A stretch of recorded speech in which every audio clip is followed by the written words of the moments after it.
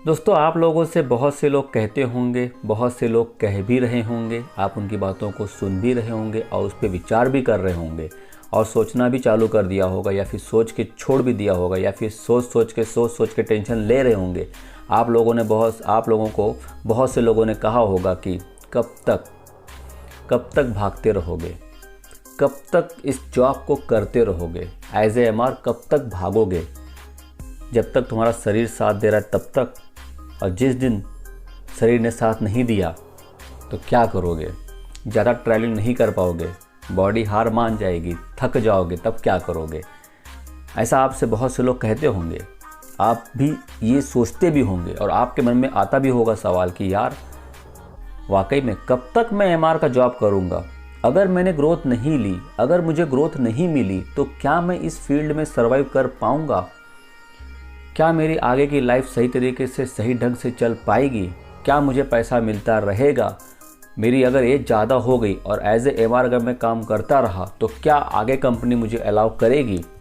अगर मुझे कंपनी निकाल दिया तो क्या अगली कंपनी मुझे लेगी? क्योंकि मेरी एज क्रॉस हो चुकी हो गई, अबव एमआर जॉब से भी ज़्यादा एज होगी मेरी, तो क्या मुझे वो लेंगे? As factor is also matter in MR job, क्योंकि एक लिमिट एज तक ही एज ए एमआर लिया जाता है। बाद में अगर आप कंपनी चेंज करते हैं तो आगे वाली कंपनी सोचती है तो क्या मैं ज़्यादा दिन सर्वाइव कर पाऊँगा? ऑप्शन ए एमआर जॉब, तो क्या मेरा ऑप्शन बी रेडी है? क्या मुझे रेडी करना पड़ेगा? क्या मुझे ये फील्ड छोड़नी पड़ेगी? क्या मुझे कुछ और करना पड़ेगा? तो दोस्तों, आप मुझे बताइए कि आप इस पर क्या सोचते हैं, आप इस पे क्या सोच रहे हैं? क्या आपको इस बात से भी टेंशन आता है? दोस्तों, सोल्यूशन है, ऐसा नहीं है। इफ़ प्रॉब्लम इज़ देयर तो 100% solution is also there. Solution वो आपके पास है। देखिए, ए प्लान तो आपने रेडी रखा है, मतलब एमआर जॉब। बी प्लान मतलब क्या? अगर आप इसको छोड़ करके किसी और फील्ड में जाना चाहते हैं या फिर आपका खुद का बिजनेस स्टार्ट करना चाहते हैं या फिर पीसीडी कंपनी डालना चाहते हैं, अगर आपके पास फार्मासिस्ट का लाइसेंस है, D pharm, B pharm, M pharm जो भी हैं आप, तो आप मेडिकल शॉप डाल सकते हैं, डिस्ट्रीब्यूटरशिप चालू कर सकते हैं।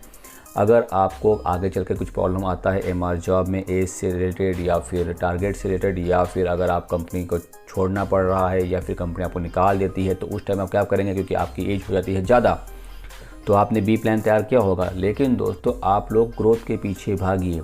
मैं आप लोगों से यही कहूँगा कि आप एबीएम के लिए ट्राई करिए, फिर आरएसएम के लिए ट्राई करिए, फिर एनएसएम के लिए, जेडएसएम के लिए, क्योंकि दोस्तों इससे क्या होता है कि अगर आप स्टेप बाय स्टेप ग्रोथ लेते रहेंगे ना, तो आपको मार्केटिंग फील्ड में एमआर जॉब में कभी भी प्रॉब्लम नहीं आएगा।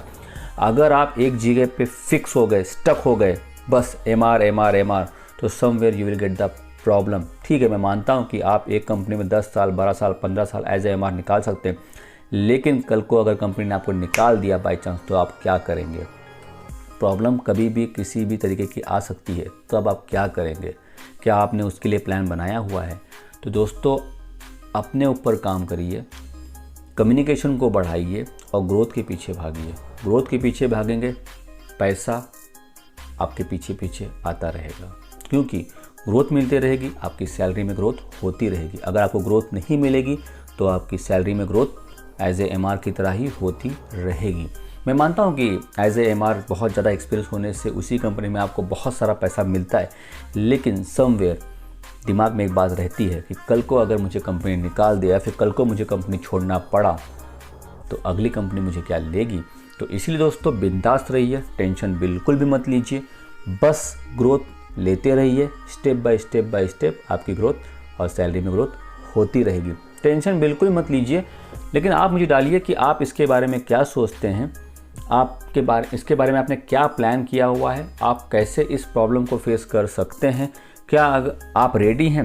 अगर आपको ये प्रॉब्लम आती है फ्यूचर में तो आप उसको कैसे फेस करेंगे? बताइएगा ज़रूर, मुझे कमेंट्स में ज़रूर बताइएगा। और एक बात मैं आप लोगों से कहना चाहता हूँ कि टेंशन बिल्कुल भी ना लें। अगर आप इस फील्ड में आए हुए हैं तो आपका आगे भी अच्छा होगा, लेकिन जब तक आप अपने कम्युनिकेशन को नहीं बढ़ाएंगे, चीज़ों को नहीं सीखेंगे, तो आप इस फील्ड में भी ज़्यादा दिन टिक नहीं पाएंगे। ये ध्यान में रखिएगा आप। और बार बार कंपनियां बदलना ठीक है, समवेयर अगर आपको सैलरी अच्छी मिल रही है, लेकिन age factor is also there. ये सोच के, ये समझ के, अगर आप इस फील्ड में आ चुके हैं या फिर आप आने का प्लान भी कर रहे हैं, अगर आप मेरा वीडियो देख रहे हैं और आप एमआर जॉब में आने की भी सोच रहे हैं, तो इस वीडियो को दोबारा देखिए, मैंने क्या क्या बोला उसको सुनिए, समझिए, फिर एक्शन लीजिए, क्योंकि MR job is not a joke. Okay, ये कोई भी नहीं कर सकता है, और जो करता है वही जानता है कि MR जॉब क्या है।